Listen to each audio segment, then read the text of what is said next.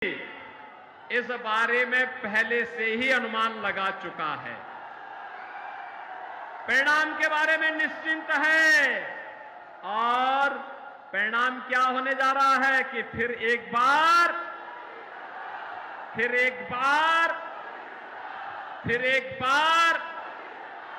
और अब की बार 400 पार की जब आप बात करते हैं तो ये सपा कांग्रेस के लोगों को चक्कर आने लगता है। कहते हैं 400 पार कैसे हो सकता है। हमने कहा इस बार देखना होगा, जरूर होगा। तो जनता जनार्दन ही उन्हें जवाब दे देती है और जनता जनार्दन क्या कहती है? जो राम को लाए हैं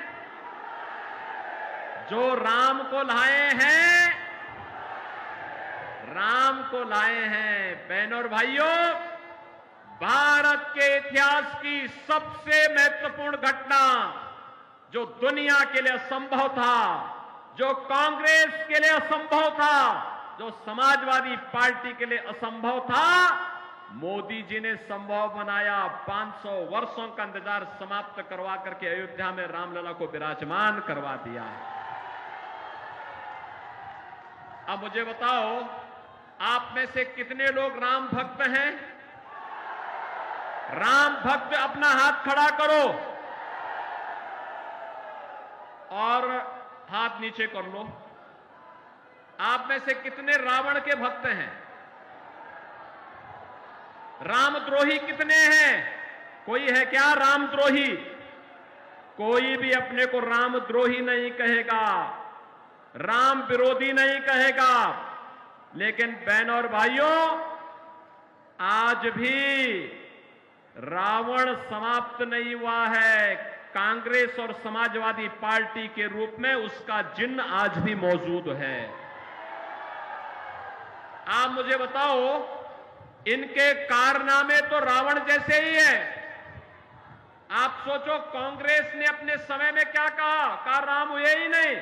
इनके एक बुद्धिदाता कहते हैं, क्या कहते हैं? कहते राम का मंदिर भारत में नहीं बनना चाहिए। और समाजवादी पार्टी तो उससे भी 2 कदम आगे, राम भक्तों पर तो गोली चलाई थी। और उसके बाद अब इनके महासचिव क्या कहते हैं? कहते राम मंदिर बेकार बना है। अरे भाई, प्रभु राम की कृपा जब तुम पे हो ही नहीं रही है तो तुम तो ऐसा ही कहोगे। और देश कहता है, हो हई वही जो राम रसी राखा, होगा वही जो रामलला चाहेंगे। और रामलला तो अपने भक्त मोदी को तीसरी बार भारत की सत्ता सौंपने का निर्णय ले चुके हैं। और इसलिए बहनों और भाइयों, ये चुनाव तो राम भक्तों के बीच में और रामद्रोहियों के बीच में है। एक तरफ रामद्रोही है, ये लोग देश के खिलाफ विद्रोह कर रहे हैं। गरीबों के साथ, महिलाओं के साथ, नौजवानों के साथ, किसानों के साथ, व्यापारी के साथ, बेटी के साथ, इन सब के साथ इन्होंने द्रोह किया। इनके हकों पे डकैती डाली। इनके समय में गरीब भूख से मरता था, बेटी और व्यापारी सुरक्षित नहीं थी। देश के अंदर जगह जगह आतंकी वारदातें होती थी। और जब आतंकवाद पर हम इनके खिलाफ बोलते थे कि भाई ये आतंकवाद की समस्या का समाधान करो, तो कहते थे हम क्या करें, लाचार होते थे। कहते थे आतंकवादी तो सीमा पार के हैं।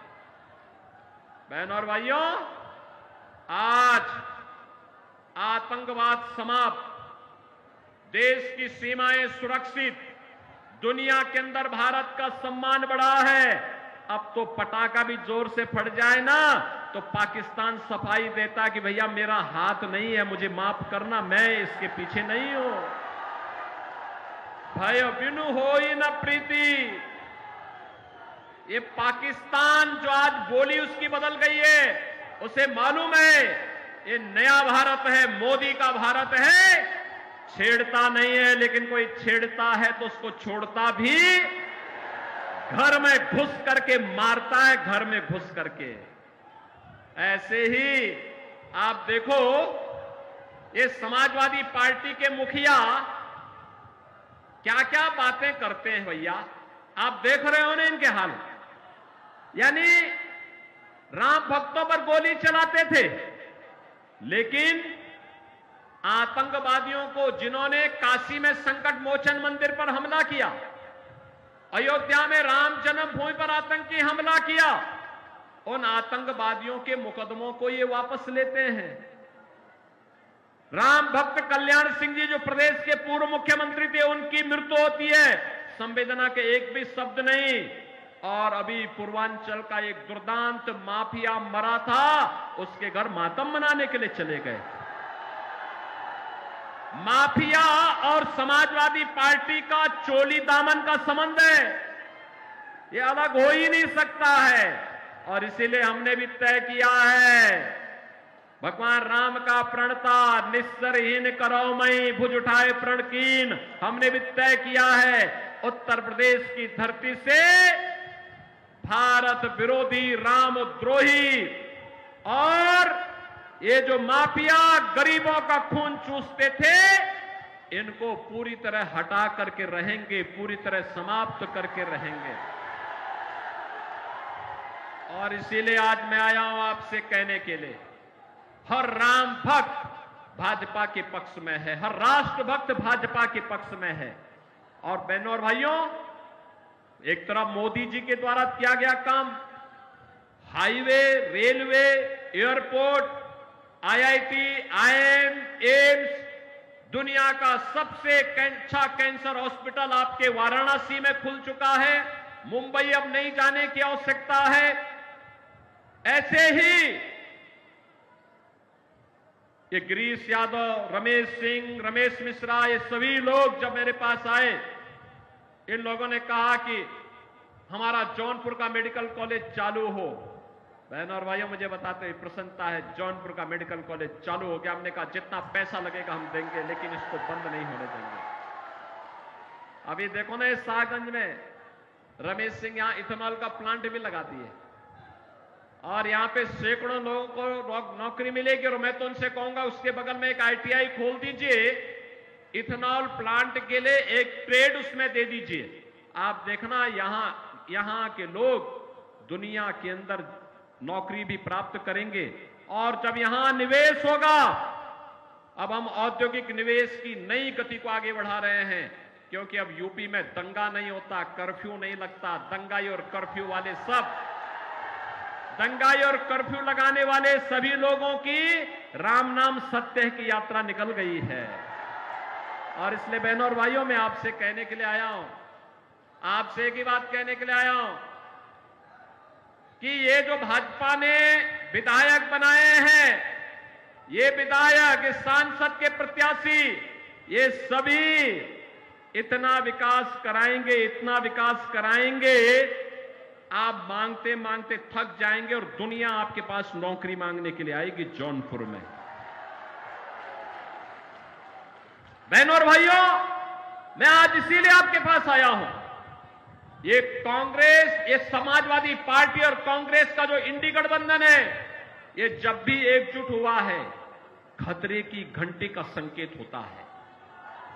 याद करिए, मैं एक घटना नहीं बता रहा हूं। अयोध्या में जब आतंकी हमला हुआ था, तब प्रदेश में समाजवादी पार्टी की सरकार थी और केंद्र में कांग्रेस की सरकार थी। जब संकट मोचन मंदिर पर आतंकी हमला हुआ था, तब भी ये दोनों लोग सरकार में थे। जब अयोध्या, वाराणसी और लखनऊ की कचहरियों पर हमला हुआ था, तब भी ये दोनों सरकार में थे। और लगातार देश संकट में घिरता है, गरीब मारा जाता है, आम नागरिक की सुरक्षा खतरे में पड़ती है। और जब भाजपा सरकार में होती है, आतंकवाद का नेस्तनाबूद होता है और हर गरीब गांव, गरीब कमजोर किसान, नौजवान, सबको सरकार की योजना का लाभ मिलता है। बेटी और व्यापारी सुरक्षित होती है। आपने देखा होगा, आप मुझे बताओ, समाजवादी पार्टी की सरकार में सारा राशन इनके गुंडे खा जाते थे। आज तो देश के अंदर 80 करोड़ लोग फ्री में राशन प्राप्त कर रहे हैं ना। 60 करोड़ लोगों को आयुष्मान भारत में 5 लाख रुपए का कार्ड दिया जा चुका है हर वर्ष। और एक व्यवस्था और कर दी गई यहां पे हमारा विधायक, पूर्व विधायक, सांसद, पूर्व सांसद या कोई पदाधिकारी या पीड़ित भी अगर एक पत्र मुझे लिख देता है कि मैं बीमार हूं, उपचार की व्यवस्था नहीं हो पा रही है, पैसा उपचार में ज्यादा खर्च हो रहा है, मैं कहता हूं एस्टीमेट भेजो, डीएम से कहता हूं तीसरे दिन आप इसकी रिपोर्ट भेज दीजिए और उसके अकाउंट में सीधे पैसा भेज देते हैं। इनके समय में दम तोड़ के गरीब दम तोड़ के तड़प तड़प के मर जाता था, कोई पुरसा हल नहीं था, कोई पुरसा हल नहीं था। 12 करोड़ किसान सम्मान निधि का लाभ प्राप्त कर रहे हैं, 12 करोड़ गरीबों के घर में शौचालय बन गए हैं, 10 करोड़ गरीबों के घर में रसोई गैस का सिलेंडर पहुंच गया है। और हमने तो व्यवस्था की है, दाल ही नहीं तड़के वाली दाल देंगे।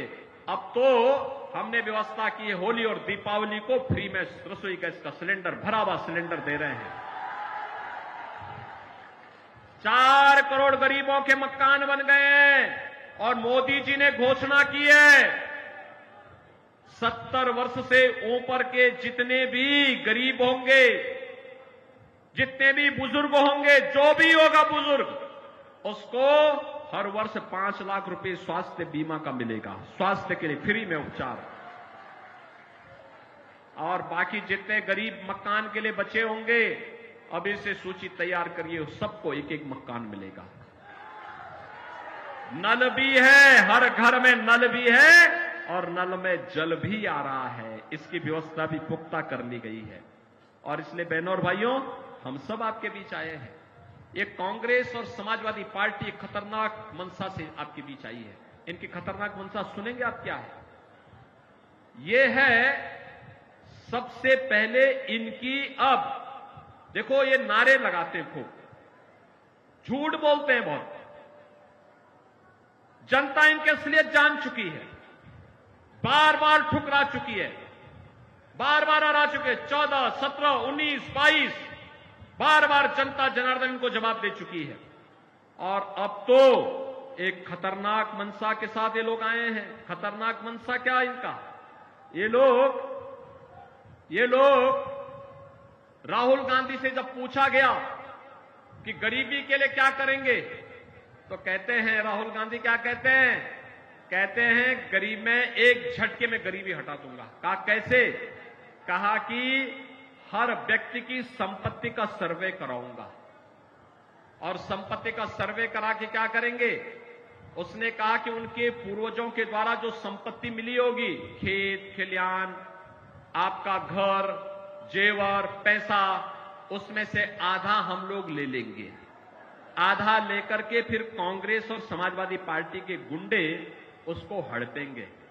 बहनों और भाइयों, औरंगजेब की आत्मा घुस गई है ये समाजवादी पार्टी और कांग्रेस के लोगों के अंदर। कोई मुसलमान भी अपने पुत्र का नाम औरंगजेब नहीं रखता है। मुगल सल्तनत का सबसे क्रूर बादशाह था औरंगजेब, और इतना क्रूर था, पहले अपने भाई की हत्या किया और फिर अपने बाप को ही कैद में डाल दिया। अब ये तो इन्हीं लोगों का इतिहास होगा। लेकिन भारतीय जनता पार्टी अब औरंगजेब की आत्मा को जीवित नहीं होने देगी। वो दफन की जा चुकी है, दोबारा उसको जीवित नहीं होने देगी। ये जजिया कर जो लगाना चाहते हैं, विरासत टैक्स के आधार पर आपकी संपत्ति को हड़पना चाहते हैं, इसको नहीं हड़पने देंगे। एक दूसरा, अनुसूचित जाति, जनजाति और पिछड़ी जाति के आरक्षण पर सेंध लगाना चाहते हैं। कांग्रेस ने और समाजवादी पार्टी जब इन्हें समर्थन कर रही थी, तब इन्होंने शरारत की थी, भाजपा ने विरोध किया। कर्नाटका में इनकी सरकार है, आंध्र में जब इनकी सरकार थी, तब भी इन्होंने वहां पर पिछड़ी जाति के आरक्षण का अधिकार मुसलमानों को दे दिया है। क्या आप ये स्वीकार करेंगे? क्या ये स्वीकार करेंगे? क्या बहनों और भाइयों, कतई नहीं। बाबा साहब भीमराव अंबेडकर ने कहा था कि धार्मिक आधार पर आरक्षण भारत के विभाजन की नींव पैदा किया था। हम दोबारा धार्मिक आधार पर आरक्षण नहीं होने देंगे। अनुसूचित जाति, जनजाति और पिछड़ी जाति को मिलने वाला आरक्षण मिलेगा। महिलाओं को मिलने वाला आरक्षण मिलेगा। लेकिन कोई मुसलमान ये चाहता है कि मुस्लिम होने के कारण उसको आरक्षण मिले, कभी नहीं मिलेगा, कभी नहीं मिलेगा। हिंदुओं का आरक्षण कभी कोई नहीं ले जा सकता। और इसलिए आज मैं आपके पास आया हूं आपसे कहने के लिए, भारतीय जनता पार्टी ने कृपा शंकर जी को आपको बीच में उतारा है। नाम ही कृपा शंकर है। आपकी कृपा हो जाएगी तो शंकर की कृपा स्वयं ही जौनपुर में हो जाएगी। सहमत है ना? सभी लोग सहमत है ना? सपोर्ट करेंगे? कृपा शंकर जी को भारी बहुमत से विजयी बना के भेजेंगे? भेजेंगे? देखो, इनके पास लंबा अनुभव है, इनकी बहुत लंबी पहुंच भी है और ये जौनपुर को मुंबई जैसा चमका देंगे।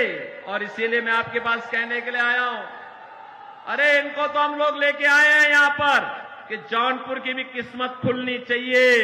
हमारा जौनपुर जो पहले इत्र और इमरती के लिए विख्यात था, अपनी ईमानदारी के लिए विख्यात था, देश के कई वैज्ञानिक इस हमारे जौनपुर ने दिए हैं।